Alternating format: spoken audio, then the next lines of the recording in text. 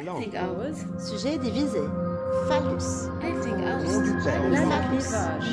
Jouissance.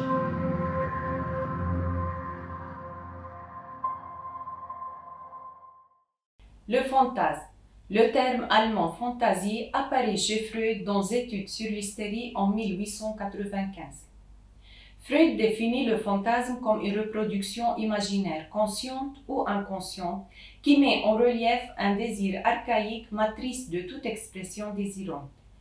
Il note un mouvement circulaire qui noue fantasme et désir.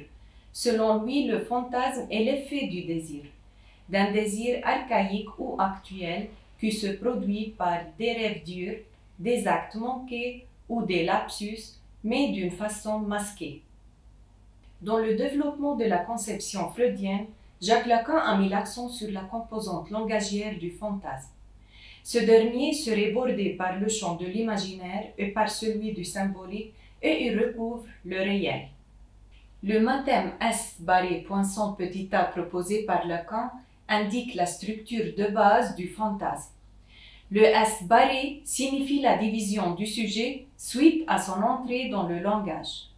Le poinçon est l'empreinte du désir du sujet barré en rapport avec son objet A, objet cause du désir.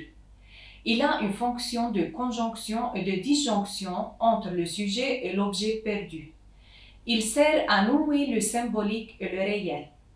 Le père est l'agent du fantasme qui contrôle l'accès du sujet à la jouissance.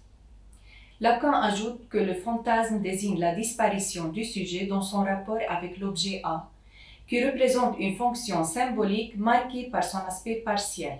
En 1959, Lacan précise que le fantasme n'est pas la relation d'objet, mais c'est quelque chose qui coupe, un certain évanouissement, une certaine syncope signifiant du sujet en présence d'un objet qui satisfait à une certaine accommodation, à une certaine fixation du sujet, à quelque chose qui a une valeur élective. En bref, le fantasme n'accomplit pas le désir, il l'accommode.